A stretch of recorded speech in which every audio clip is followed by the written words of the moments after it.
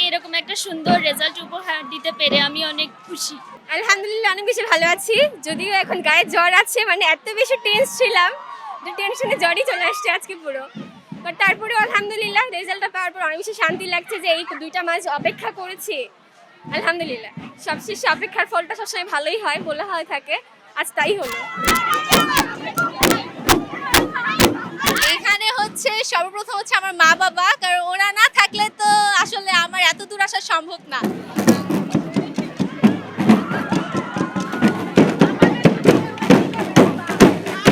অনেক ভালো লাগতেছে, লাইক এটা ইনস্টিটিউশনের জন্য একটা বড় একটা কামব্যাক ছিল, তো পার্সোনালি ভালো লাগতেছে। আব্বু আমাদের উপর অনেক গর্বিত এই বিষয়ে। অনেক ভালো লাগতেছে, লাইক অনেক সাপোর্ট করছে, চেষ্টা করছে, ওটা ফল পাইছে আজকে। আমারও অনেক ভালো লাগছে, মানে মা বাবাকে এরকম একটা সুন্দর রেজাল্ট উপহার দিতে পেরে আমি অনেক খুশি। আশা করেছিলাম, কিন্তু শেষ সময়ে ভয় হচ্ছিল যদি কোনোভাবে কিছু একটা হয়ে যায়, এই কারণে অনেক টেনশনে ছিলাম, কিন্তু এখন ভালো লাগছে অনেক। আমার ভবিষ্যৎ পরিকল্পনা হচ্ছে আমি বিসিএস ক্যাডার, না হয় লয়ার। মেয়ে গোল্ডেন এ প্লাস পেয়েছে এবং আমাদের ওর বান্ধবীরা সবাই ভালো রেজাল্ট করেছে, আমরা খুবই খুশি।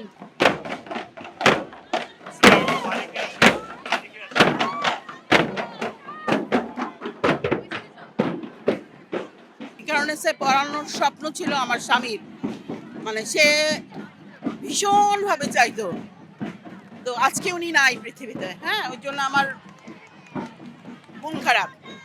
আর মেয়ে তার কাঙ্ক্ষিত রেজাল্ট যেটা সে এক্সপেক্ট করেছে, যতটুকু সে শ্রম দিয়েছে, মেধা কিচ্ছু না, শ্রম দিয়েছে, মেধা আরও ছিল। সেইটা এবং গার্ডিয়ানদের যে পরিমাণ এফোর্ট দেওয়া লাগে, এটা আনবিলিভেবল।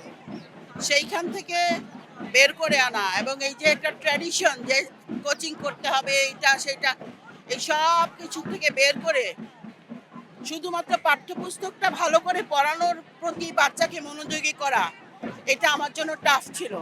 কারণ আমার মেয়ে প্রিটেস্টে খুবই খারাপ রেজাল্ট করেছিল, আর্টস থেকে ও GPA 5 পেয়েছে।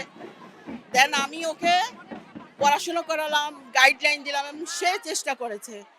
তো সব কিছু মিলে আমার মনে হয়েছে যে আমি যে পদ্ধতিতে ওকে গাইডলাইন করেছি বা পড়িয়েছি, এইটার সফলতাটা দেখে আমি আসলে বেশি আনন্দ